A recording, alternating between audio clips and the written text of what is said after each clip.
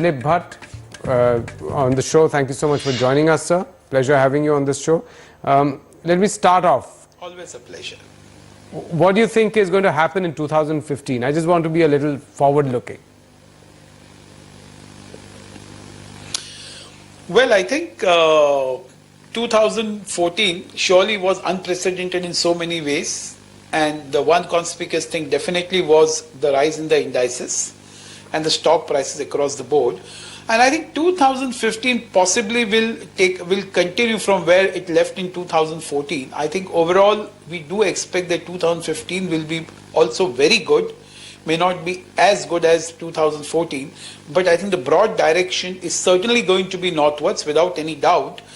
And I think immediately as we come into January, I think the much awaited Modi budget will start playing out in the markets. So I think the positive sentiments will start gradually getting built up, and hopefully I think the FIs also, who have been very conspicuous by their selling in the past 10 or 12 odd days, so I think they probably hopefully they will come back. And I think overall we do expect that as some reforms and gather pace and momentum, I think one thing will lead to the other, and gradually overall things will keep on looking much better in terms of the outlook. You said much awaited Modi budget. Give me three things that you are waiting for. Well, I think one is how this is going, the economy is going to kickstart. Whether it's going to be pump priming in a different way as compared to the printing of notes done by the US, it has to be slightly in a different way. But this economy requires something where, you know, the things which are in a state of inertia or lack of confidence, they need to get into movement to get a multiplier impact. Then, of course, the host of reforms that we all are talking about, whether it is coal, whether it is power, and you know, whether it is even on the banking side, we are able to see some signs of that, how that will pan out. So I think banking reforms also will be something which will go a long way in assuaging the nervousness and the insecurity that people have about especially the Indian banks. So I think that is that's another thing, and of course on the infrastructure, which is going to have a huge multiplier impact on the economy.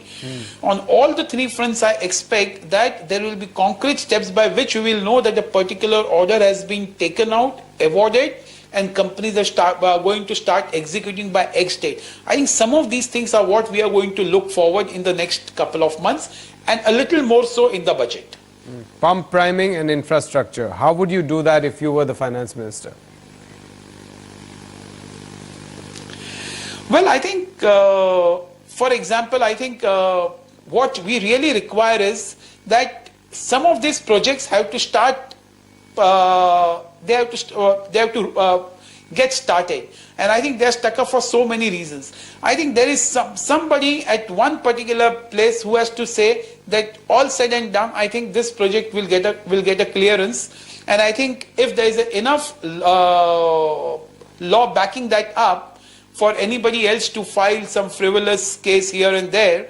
So I think all those things will ensure that at least that the projects start getting started, and the multiplier impact of that we can say, because that itself will inject a good amount of money into the hands of the people who are really going to work on that.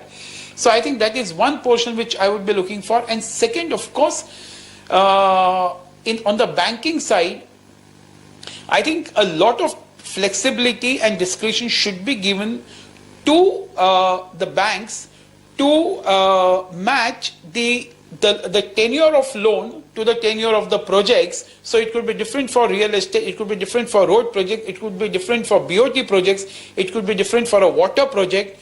So, you know, you can't have everything under one basket. So I think that kind of flexibility will help everybody come to terms with the reality, and you know, that will give much more confidence to the guys who are implementing and also to the banks who are lending. But you don't think that the government needs to increase public spending? You're saying that essentially they need to focus on clearing stuck projects, but there's no need for increased public spending by the government. So that was the first word which I used, that pump priming is what government needs to do. So, you know, what we are really That's finding... what I was trying to get from you, sir. If you were finance minister, how would you do that? How would you fund it? How would you fund it, given that all credit rating agencies across the world wait for your fiscal deficit number? If you don't do that, then they threaten to downgrade you. And as soon as they threaten, capital flows out, your currency drops, you have to increase interest rates. How do you solve all these different problems?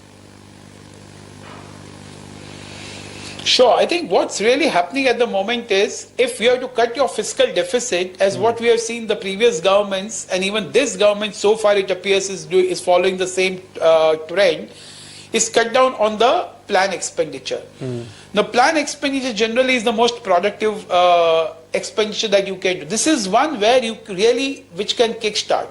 So instead of stepping up the gas on that, you are actually cutting down your plan expenditure. Now, sitting over here, it's very easier to say than really do it. I'm sure of it.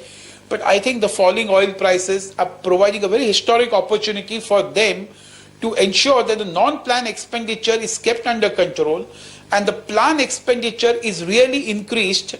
And even if that means... What if oil prices don't fall anymore, sir? You know, they seem to have bottomed out around 60, 61 now. They've gone up in the last 2 days.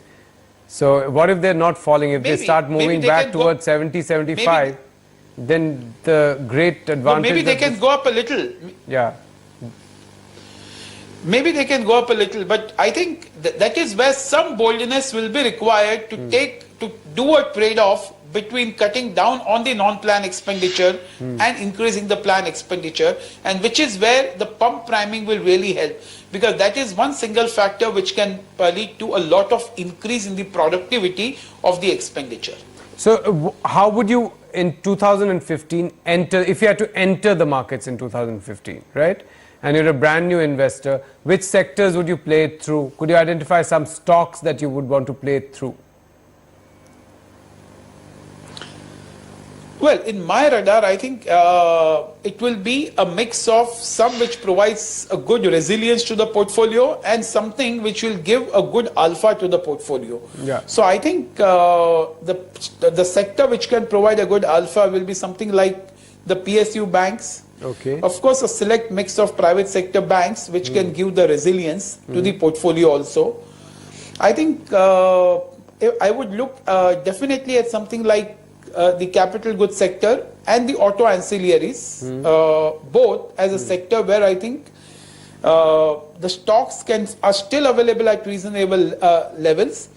And maybe as we are able to reclaim the GDP growth of 7.5 to 8% in next 2 to 3 years, I think that would get adequately reflected in their the order books and also in terms of the performances. So I think both has a huge multiplier impact on the economy, and I think this two sectors will prominently play that out, and I think the stocks within that sectors are something which probably looks pretty attractive from the current levels. And slightly on a defense, I would still like to buy something like a Bharti, I would still like to buy something like an ITC, and I would still like to buy something like an HDFC Bank or even HDFC to give some resilience and defense to the portfolio. Right. Dilip Bhatt, thank you for taking out time for us. Pleasure talking to you. And thank you for giving us those stock tips as well. Thanks a lot.